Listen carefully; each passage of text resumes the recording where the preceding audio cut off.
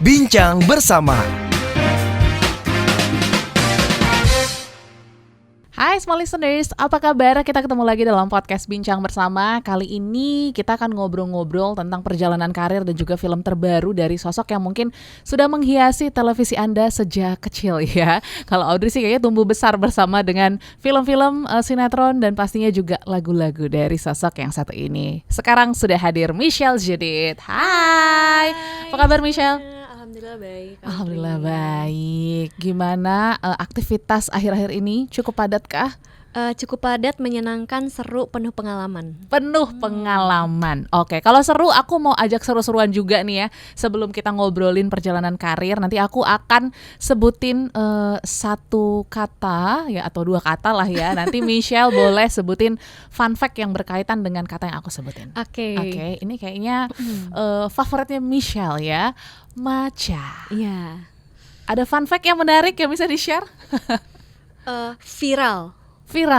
Ya karena lagi viral, aku sukanya sudah lama. Oh iya, kamu udah suka dari tahun kapan? Udah dari 2015 mungkin. Oh my god. Udah beli-beli yang kiloannya di bikin kalau ke Jepang, sendiri, bikin sendiri. Kadang kalau lagi syuting sama aku, orang-orang kayak mau maca nggak? Nggak mau rasa rumput. Enggak, beda. Punya aku bagus. Aku bilang gitu. Jadi aku bikin-bikinin teman-teman artis gitu-gitu. Tapi baru viral sekarang. Jadi lebih gampang sih belinya di mana-mana, jadi ada yang jual. Oke. Tapi 2015 itu pertama kenal matcha itu dari mana? Dari jalan-jalan ke Jepang kah? Iya, dari jalan-jalan ke Jepang. Iya emang. Jadi aku obses banget sama makanan-makanannya. Terus yang aku tahu matcha itu nggak rasa rumput, tapi yang beredar zaman dulu tuh ya rasa-rasa rumput. Nah, yang aku tahu matcha itu kalau ada manis dan asinnya itu yang bagus. Kalau sekarang itu yang beredar yang pahit yang bagus. Makanya kayak kok beda dari yang aku kenal gitu. Iya, betul. Oke, berarti ternyata Michelle sudah suka matcha dari 2015. Next. Kota Medan, apa yang menjadi fakta yang dekat dengan Michelle? Kuliner. Apa tuh yang jadi favorit dari Kota Medan? Mie balap. Ya, kalau orang-orang bilang lontong Medan atau banyak sekali ya makanan-makanan Medan. Cuman yang paling berkesan buat aku mie balap. Karena zaman dulu itu adalah sarapan paling murah. Dulu tuh harganya 2.000, tapi banyak. Terus dia dimasaknya pakai kayu bakar, wok yang besar. Jadi aku tahu banget, aku jadi mengerti, aku tumbuh besar memahami kalau makanan itu akan enak tergantung apinya sebesar apa dan dimasak pakai pan atau pakai panci atau pakai wok, itu bisa ngubah rasa. Nah, aku tumbuh dari situ. Jadi bukan hanya kita jago masaknya atau bumbunya tepat, tapi juga menggunakan api yang benar, suhu yang tepat itu akan menambah rasa. Wah, ini fun fact juga dan mungkin ini jadi pembelajaran ya untuk teman-teman yang suka masak ya. Oke, next. Ini juga kayaknya favoritnya Michelle dan gak jauh-jauh dari Jepang. Gundam. Ya, aku suka banget sih sampai sekarang. Tapi fun fact-nya, dulu aku malu untuk bilang aku suka anime, aku suka Gundam, aku suka main Tamiya. Kenapa tuh? Karena aku pengen sebagai role model yang baik, aku mau jadi wanita normal aja. Cewek normal yang tumbuh kayak cantik-cantik, yang feminim, lifestyle-nya yang kayak rajin ke salon atau apa gitu-gitu. Tapi aku tumbuh besar, semakin tahu diri aku, semakin kayak ya orang mau terima aku monggo, nggak terima juga nggak apa-apa. Aku juga apapun yang terjadi emang sejatinya kita hidup sendirian kan. Jadi kayak ya udahlah, sekarang aku jadi jarang ke salon. Aku jarang ngasih makan publik. Aku lebih peduli sama ego aku sendiri. Aku nggak suka salon. Aku nggak suka terduduk diam, terus dipretel-pretelin, dipegang-pegang sama orang yang aku nggak kenal. Terus bahkan kuku aja kutek aku sendirian, nail art, karena aku nggak betah dipegang-pegang sama orang yang aku nggak kenal, asing. Aku main Gundam, mau orang bilang ih wibu, ih otaku, ih jarang banget cewek kayak dia, main mulu ini gitu-gitu. Terus kayak mau dibilang introvert, aku udah nggak peduli, terserah, take it or leave it. Iya liburan ke Jepang terus, sekali-sekali kemana-mana kek ke Eropa, aku nggak peduli juga. Jadi aku lebih ngasih makan egoku sekarang. Wah, tapi turning back point-nya tuh kapan? Karena kan pasti dulu mungkin ya pengennya ya apa ya terlihat baik gitu ya, tapi akhirnya Michelle punya keberanian untuk menunjukkan jati diri yang sebenarnya gitu ke netizen seperti apa? Turning back point-nya adalah aku tuh lama banget jomblo. Beberapa waktu lalu tuh lama banget jomblo. Dulu kan karena punya pacar, aku mau yang terbaik buat pacar aku kan. Pacar aku harus tahu kalau dia dapetin cewek yang kayak emang terbaik dong. Gak dapet lagi di mana-mana gitu. Gak dapet lagi yang kayak jujur, baik hati, yang cewek banget, feminim, udah yang kayak hahaha semua orang inginkan. Istilah gitu ya. Iya, betul. Kayak walaupun enggak juga, tapi kayak aku mau kasih yang terbaik. Terus aku lama jomblo, terus aku pikir kayak aku gak punya pacar juga buat aku cantik-cantik, buat puji-puji aku cantik, rajin gym ya, gitu-gitu. Kayak ya udah, aku lakuin apa yang aku mau aja. Yes. Aku bagaimana mencintai diri aku aja, karena nggak ada yang mencintai aku kan. Betul, karena yang terpenting adalah kita yang mencintai diri kita dulu. Iya, yang terpenting ternyata adalah bagaimana kita nyaman dengan diri kita. Ya udah, aku nyaman aja. Kayak aku tidur cepet, aku nyaman aja kan. Kalau pacaran tuh kayak tidurnya jadi larut. Sleep call dulu. Iya, kalau dia mau jalan-jalan, sayang aku lagi pengen makan ini, aku capek kerja, tapi ya udah mau temenin kan. Kadang. Nah sekarang tuh bener-bener kayak apa yang aku mau. Aku nggak yang nanya kamu mau makan apa, saya nggak ada. Apa yang aku mau makan sekarang gitu. Yes, lebih enjoy dan menikmati momen bersama dengan diri sendiri. Tapi Audrey, fun fact-nya adalah aku jadi tahu aku harus cari cowok yang kayak mau gitu dengerin ya, aku betul. aja, bukan yang kayak aku harus dengerin dia. Jadi kayak siapa yang mau menyayangi aku aja lah gitu. Yes, semoga cepet ketemu ya. Next, Alas Roban. Oke.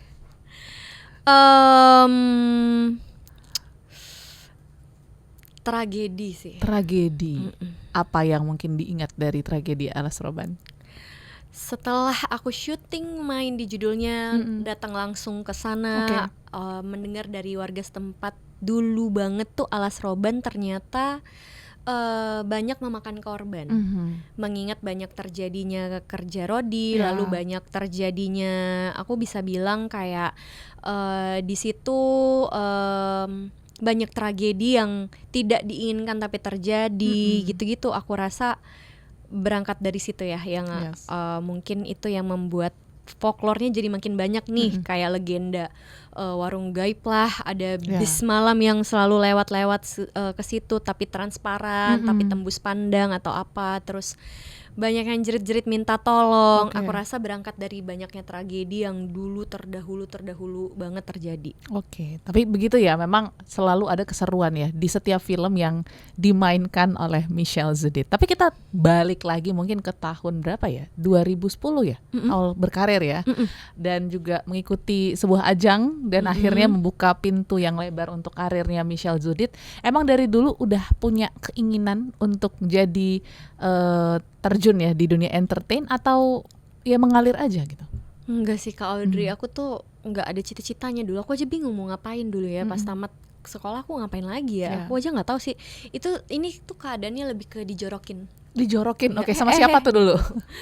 Sama keadaan. Jadi kayak enak juga ya syuting gini. Aku juga nggak kepikiran kayak aku rasa buat jadi aktor atau mau jadi artis itu harus diberangkatkan dari mental sejak kecil, terus harus sekolah teater, banyak banget bekal yang harus dilakukan gitu. Nggak mungkin kayak learning by doing, otodidak, terus ambil short course aja cukup. Ya tiba-tiba aku ada di sinilah, tumbuh kembangnya aku di sini, ketuk jadinya, kecil tua, dari kecil udah tua, sekarang tua, iya bener tua gitu. Tapi menikmati setiap prosesnya dong. Iya, aku happy, terus kayak aku seneng, makasih Allah aku dikasih jalan ke sini gitu. Iya. Tapi orang tua gimana dulu supportnya? Karena kan masih cukup kecil ya, di 2010. Terus juga harus masuk industri yang mungkin terlihatnya kalau dari pandangan kita ya, betul. Gitu. Kayaknya nggak support sih. Tapi mau nggak disupport kan nggak mungkin ya. Betul. Karena udah terjun ya. Iya, karena udah terlanjur terjun. Jadi kayak mungkin keadaannya bundaku juga serba salah. Ini gimana sih, mau disupport apa enggak? Tapi nggak mungkin dibiarin sendiri. Betul. Mungkin gitu ya. Kembali lagi kayak udah leadingnya jalan yang dikasih Allah aja sih sebenarnya. Basically aku adalah pribadi yang tidak ambisius. Aku bener-bener yang kayak, aduh, otak aku cuman sampai mikir kayak siang ini makan apa, malam makan apa, udah selesai. Besok urusan nanti ya. Urusan besok nantilah gitu. Kayak terlalu capek banget, kayak tahun baruan sama siapa, makan apa, pergi kemana, itu makin capek. Betul. Kayaknya udah dicapai dipikirin tapi nggak nemu jalan keluarnya juga. Jadi aku emang menjadi pribadi udah paling bener banget kayak jalanin aja hari ini, nggak tahu besok gimana, terserah gitu. Ya. Tapi kan dalam melihat apa ya, peluang-peluang gitu ya, terus juga mungkin film-film yang akan dilakukan lah ya, ambil projectnya, ada kriteria khusus dong dari Michelle, dari melihat line story-nya ataupun pemerannya atau apa tuh biasanya? Ada banget Audrey, aku harus ada kriteria yang paling penting banget yang kenapa aku ambil filmnya. Yang penting waktunya cukup. Waktunya cukup ya. Yes. Selain waktunya cukup, apalagi tuh? Sampai kaget tuh ya. Tim kita. Selain itu adalah aspek terpenting. Oke. Sebagai tulang punggung keluarga profesional, otomatis wanita mandiri yang ya gitulah. Dunia ini terlalu kejam untuk perempuan yang tidak bekerja, aku rasa. Setuju. Paling aspek khususnya adalah aku dikasih tim harus yang baik, yang enak, yang gak marah-marah di lokasi. Itu paling penting sih. Karena itu akan menjaga mood gak sih? Iya banget. Aku syuting untuk melanjutkan hidup, untuk makan. Betul. Bukan syuting untuk gaya-gaya. Jadi kayak penting banget buat aku kalau selesai syuting aku ketawa-ketawa, dalam proses syuting aku bahagia juga, dalam proses aku pastinya akan belajar dan penuh tekanan, tapi didukung sama orang-orang yang positif gitu. Itu penting sih. Jadi yang penting krunya baik-baik, sama waktunya cukup, itu aja. Yes, kru baik dan waktu cukup ya. Itu sudah cukup lah ya untuk memikat hati Michelle untuk tanda tangan kontrak ya. Oke. Tapi perjalanan main di berbagai film yang menantang untuk Michelle tuh genre apa sih? Karena kalau romance mungkin sudah cukup banyak ya track recordnya. Ya, untuk jatuh cinta bukan tantangan lagi. Asik.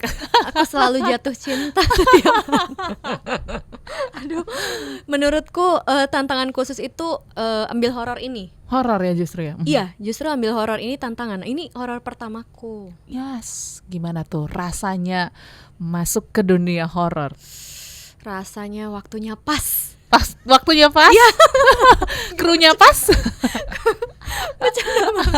Tapi memang utamanya banget karena aku bertemu lagi dengan sutradara favoritku, Bu Hadra. Aku udah sempat syuting bareng sebelumnya, udah sempat umroh bareng juga. Lalu dikasih rejeki untuk syuting bareng lagi di kali pertama aku menjajaki genre horor. Itu blessing, kayak aku bersyukur banget kalau aku ketemu sutradara yang rada-rada kejam, tapi aku harus ada di genre yang baru, aku nggak biasa mainin, aku nggak biasa menerima treatmentnya, bentuk-bentuk lokasinya, suasananya kayak apa. Menurutku akan menjadi tekanan yang berlebihan ya. Jadi aku bisa jadi terjepit gitu. Jadi nggak maksimal. Nah, aku dapat rezeki syuting lagi sama Bu Hadra. Menurutku itu udah blessing banget sih. Tapi ada ketakutan tersendiri nggak? Mungkin bukan ketakutan secara mental ataupun gimana memerankan ya. Takut mungkin ke lokasinya ataupun karena mendengar isu-isu yang cukup mistis ya. Kalau kita ngomongin Alas Roban sendiri. Takut ke lokasi betul. Aku sempat nggak bohong juga, tapi aku sempat nego untuk kayak ini nggak mau ngeset aja di tempat lain gitu ya, di sebuah tempat yang aman gitu. Secara energi nggak terlalu yang kayak magical banget, hal-hal mistis yang nggak terlalu kental banget, bisa nggak. Tapi ternyata memang perfilman Indonesia makin kesini makin sangat profesional. Jadi kalau memang menceritakan tentang Alas Roban, harus ke Alas Robannya langsung, harus real set, harus on set, harus ngerasain vibes-nya semuanya. Jadi aku rasa itu bukan sesuatu yang harus dinegosiasi lagi. Memang kalau aku udah menyetujui itu dari awal, ya udah nggak usah nego-nego dan komplain lagi. Jadi kayak mau nggak mau jalanin. Lebih ke yang terpaksa tapi waktunya pas. Ya jalanin aja ya. Dan ternyata selesai juga gitu ya. Dan ternyata selesai dan cepet tayangnya. Jadi kita syutingnya tahun ini juga dan tayang harusnya akhir tahun ini tapi mundur ke tahun depan, Januari, awal tahun depan Januari, bersama preparing dan promo juga. Wah, aku nggak sabar sih kayak suasana seperti apa yang aku berhasil sajikan gitu. Cerita sedikit tentang karakter, karena kan di sini kamu menjadi seorang ibu ya. Gimana tuh? Mungkin boleh di-share ke small listeners. Gimana ya namanya jadi seorang ibu lah capek. Capek. Kapok apa enggak? Kalau untuk syuting aku kapok sih jadi seorang ibu. Mendingan single kayak gini happy banget. Aku tidur bangun cuman mikirin aku mau makan apa ya. Kalau jadi seorang ibu tuh aku pas off cam aja syuting jadi ibu Sita, terus punya anak gendis, itu aja aku kayak break isoma setelah sholat dan makan mau langsung tidur lagi. Anakku udah yang kayak ngeliat di samping kayak ibu mau tidur apa mau temenin main gitu, udah yang kayak dia diam aja, dia sim dong, muter-muterin aku berdiri di sini cuman ngeliatin doang, tapi dia nggak berani ngajakin karena tahu ibunya capek ya. Nah tapi ada rasa lagi di dalam yang tumbuh kayak anak aku harus good mood dulu supaya nanti dia syutingnya happy, karena dia akan lebih capek nih di sini. Betul. Karena harus full makeup pakai kontak lens karena dia ceritanya tunanetra. Jadi kayak ya udahlah aku hibur dia. Aku capek tapi kurang tidur. Waktunya istirahat malah aku main Monopoly. Ya, Monopoly Iya nah. Aku rasa apalagi jadi ibu beneran ya. Gak ada waktu istirahatnya kan? Betul. Gak mungkin kayak istirahat makan siang dulu gak jadi ibu ya gitu, gak mungkin. Gak bisa. Atau hari Minggu take a break gak jadi seorang ibu ya, jadi single woman dulu, gak bisa. Jadi kayak aku belajar kayak dikasih kesempatan untuk test drive dulu nih. Kayak jadi nanti jangan komplain ya, kalau udah punya anak jangan komplain. Gak ada waktu istirahat. Tapi kan memang beberapa film terakhir ya, kayaknya kamu jadi ibu terus nih. Nah, tapi apa yang berbeda dalam peran ibu di Alas Roban dari film-film sebelumnya? Mungkin yang beda itu basic latar setiap ibu, kayak dibesarkan di tahun berapa ibunya, ibu versi kita zaman dulu milenial sama ibu Gen Z zaman sekarang tuh beda ya. Beda banget. Anak-anaknya juga berbeda. Kalau kita zaman dulu dimarahin diem, kalau anak-anak zaman sekarang tuh mereka punya speak up ya, mereka speak up apa yang mereka rasain. Nah kita zaman dulu kayak nggak tahu ini benar apa salah, benar-benar semuanya itu diarahkan sama aku umur 5 tahun udah bisa baca. Aku dengar anak-anak zaman sekarang justru malah baru belajar baca tuh di atas umur 5 tahun. Maka aku pikir kayak wah kencang juga zaman dulu aku ya. Aku udah ngajinya udah Al-Quran zaman dulu umur segitu, udah hafal ini, udah bisa sholat sendiri. Anak-anak zaman sekarang tuh kayak diberi waktu untuk bermain. Betul. Jadi masa kecilnya happy dulu nih. Baru dia dipersiapkan untuk menyongsong kehidupan dewasa ya. Sementara kalau kita udah disuruh kecil tua. Betul. Dewasa sebelum umurnya ya. Iya, kita udah dewasa sebelum umurnya. Aku rasa itu juga yang membangun proses perkembangan karakter menjadi seorang ibu. Nah, kebetulan di film Alas Roban ini setting latarnya itu tahun 90-an. Otomatis harus menjadi ibu yang VOC. VOC.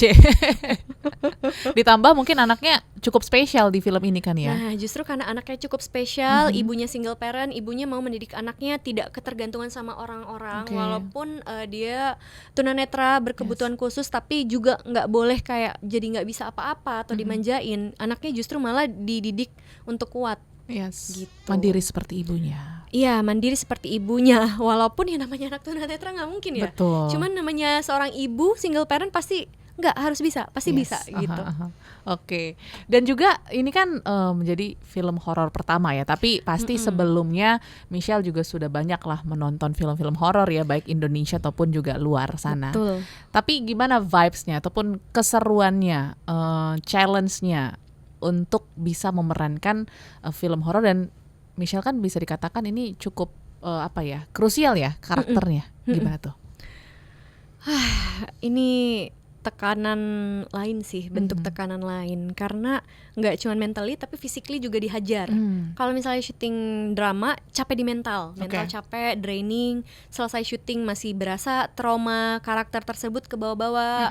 Tapi kalau di horor kali ini udah lebih ke fisik tuh capek, lelah, lari-lari, terus hitungan nafasnya lebih berat karena selalu kontrol di nafas, terus juga mengingat kayak lokasinya pasti nggak nyaman, nggak senyaman-nyaman kita syuting drama. Tapi kembali lagi kayak aku ngerasa ini pengalaman baru, ini bisa nambah-nambah ilmu dan nambah-nambah tabungan. Tabungan pengalaman ya. Ya, tabungan pengalaman. Betul. Film pertamanya Michelle gitu ya di genre horor. Jadi nikmatin aja, Bos. Nikmatin aja. Nah, ini juga mungkin cukup mengejutkan juga ya mungkin dari para fansnya Michelle gitu ya, ketika tahu Michelle Zudit main horor gitu. Gimana respon mereka? Mereka kayak akhirnya gitu. Oh, justru nunggu-nunggu ya? Iya, aku bukan kayak akhirnya, aku kayak kapok, Bos. Kapok, gengs. Ini kayak aduh ntar dulu deh, nggak lagi. Yang lain malah kayak kapan. Teman-temanku yang biasanya selalu hadir pas premierku buat support kayak akhirnya Cel nggak ngantuk katanya. Jadi temanku banyak cowok-cowok. Jadi kalau mereka harus nonton film drama-drama aku kayak, gue cuma mikir filmnya bagus nggak, gue cuma mikir lo capek nggak sih nangis gitu? Kan lo beneran ya, lo kan cengeng ya, lo capek nggak sih, abis nggak sih, lo dehidrasi nggak sih kalau nangis terus? Kayak bukan yang dia bilang iya bagus, aduh menyayat hati. Enggak. Nah gini aku bilang kayak lock ya 5 Januari kita premier, nonton ini nih, jangan bilang lo belum pada pulang. Horor, yeay, langsung kayak boleh nggak gue bawa cewek gue, wah seru nih horor. Kayak aku pikir kayak oh gitu ya. Memang bahkan yang seumuranku pun kalau memang horor tuh memang sudah ada penonton setianya. Emang udah ada orang-orang yang emang udah seneng. Apalagi tema kali ini mengangkat folklore lagi yang di Indonesia yang kental banget. Jadi kayak memang kalau udah urusan klinik-klinik nih memang udah ada fansnya, aku aman sih. Udah pasti akan ada penonton setianya aja. Yes, dan pastinya juga akan sangat ramai nanti di bioskop di tanggal berapa? 15 Tanggal Januari 15 Januari 2026. Nah, kita ngomongin tentang pemeran-pemeran lain ya, yang juga ini ada beberapa lah yang cukup langganan Taskia tuh di horor cukup banyak gitu ya. Queen horor. Terus juga ada Rio Dewanto juga. Dan yang jadi Dewinya siapa? Dewi Raras, Imelda Terry. Nah, itu gimana tuh? Akhirnya berkolaborasi dengan orang-orang yang mungkin sudah cukup lebih dulu ya masuk di dunia horor. Michelle. Aku banyak terkejut-kejut sih. Karena aku dengar mereka briefingnya cepat banget. Bu Hadra menjelaskannya cepat banget, aku nggak bisa keep up kayak maksud-maksud dan kayak bahasa-bahasanya. Tiba-tiba pas action langsung kayang gitu, kayak jerit-jerit sedikit. Aku yang kayak aduh Shell, itu tuh acting kayak masih belum siap mentalnya. Aku nggak siap mentalnya, kayak aku takut dia keseleo atau apa. Ini kenapa bisa gitu? Terus kayak aku pikir kayak duh kenapa harus ini, kenapa harus itu, banyak yang aku nggak bisa terima di nalarku. Kayak emang tadi ada di briefing kayak gini, ada di briefing kayak gini Shell. Terus kayak lah emang orang kesurupan kayak gini, emang kayak gitu otomatis suara berubah atau apa. Bagaimana aku yang suaranya seperti ini aku rubah dalam satu ketika, tiba-tiba kak suaranya kayak kapan readingnya, kapan latihannya, kok aku nggak ikut. Pas workshop yang nggak ada kamu kan, itu bagian scene by scene. Workshop per karakter by karakter. Wah aku shock banget sih, kayak wah gini ya orang-orang yang emang udah biasa di dunia horor tuh justru malah physically draining sekali gitu. Kalau kita kalau kita di drama tuh emang bener-bener yang kayak jatuh cinta lagi gitu ya, saling sayang, bersedih gitu. Kalau horor tuh kali-kali lipatnya. Gak gampang ternyata. Wah susah nih ternyata. Gak sekedar jerit, ketakutan, tapi banyak momentum-momentum yang harus pas. Nah fisik beneran dihantam kan? Ada nggak kalau misalnya tadi ada adegan kayang dan sebagainya, ada adegan-adegan ekstrim juga nggak yang Michelle lakukan di Alas Roban? Aku tuh kalau di film ini yang paling bekerja keras hidung aku sih. Hidung? Kenapa tuh hidung? Karena setiap hari mencium dupa dan menyan. Iya, terus diasep-asepin terus kan. Diasep-asepin terus pakai apa namanya yang kayak fogging nyamuk, diasep-asepin supaya mood suasananya, vibes-nya berkabut atau lebih tidak nyata. Itu menurutku hidung aku kerja keras banget untuk menahan dan harus acting ya. Iya, belum lagi aku ada sinusitis kan. Langsung yang kayak aduh udah mampet, udah apa sampai akhirnya kayak sakit banget, kayak mimisan. Abis itu akhirnya kayak pakai vape jadinya ditiup-tiupin. Kalau CU aku menurut aku kayak aduh aku memang belum siap secara fisik ya, kayak ini juga adalah bentuk bentuk environment yang harusnya tubuhku udah siap. Betul. Tapi nggak siap, jadi kasihan banget krunya sampai sedot vape sampai kayak buat di frame tuh kayak berkabut seperti yang harusnya pada pakai fogging dan nyalain menyan dan dupa gitu. Hidung aku kasihan. Yes. Tapi tabungan pengalamannya aman. Tabungannya jos ya. Oke, berarti banyak ya ternyata preparation yang harus dilakukan kalau mungkin Michelle ataupun juga teman-teman memainkan peran di dunia horor gitu ya. Fisik itu penting untuk diperkuat dilatih, di sebelum fase syuting. Betul. Tapi after effect-nya ada nggak yang kebawa mungkin dari perannya ataupun juga vibes-nya ataupun sinusnya udah cukup pulih kah setelah syuting?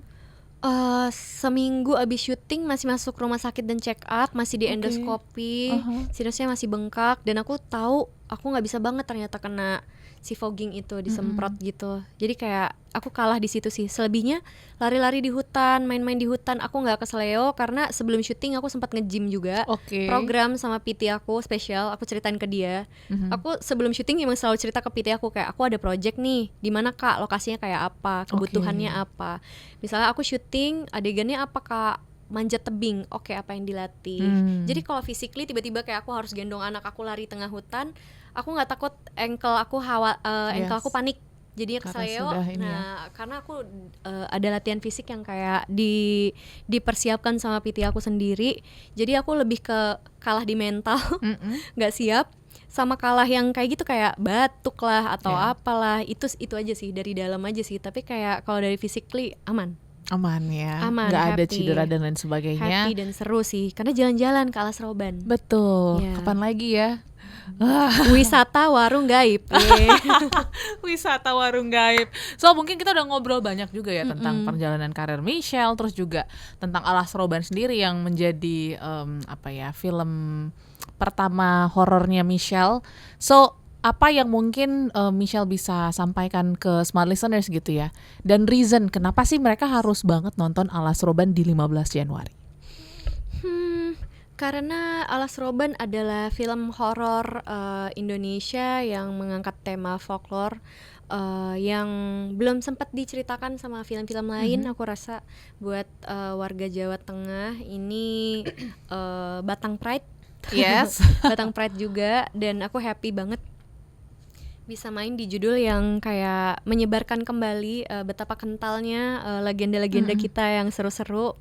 Jadi orang-orang nggak lewat terus-terusan jalan tol, orang-orang akan coba lewat Alas Roban. Emang semencekam apa sih? Terus kayak misterinya seberapa sih? Aku seneng sih. Jadi aku harap yang nonton juga ngerasain semencekam apa keadaan saat itu di tahun 90-an gitu. Jadi nostalgia kembali buat anak-anak millennials dan 90-an untuk nonton gitu.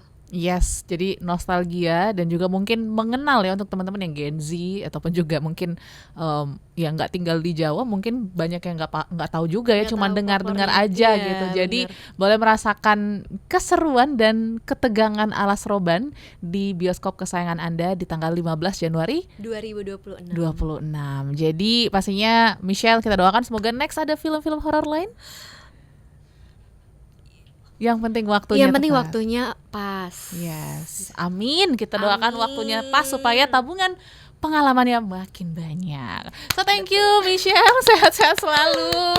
Sampai ketemu di bioskop 15 Januari 2026. Bye. Thank you smart listeners. Bincang bersama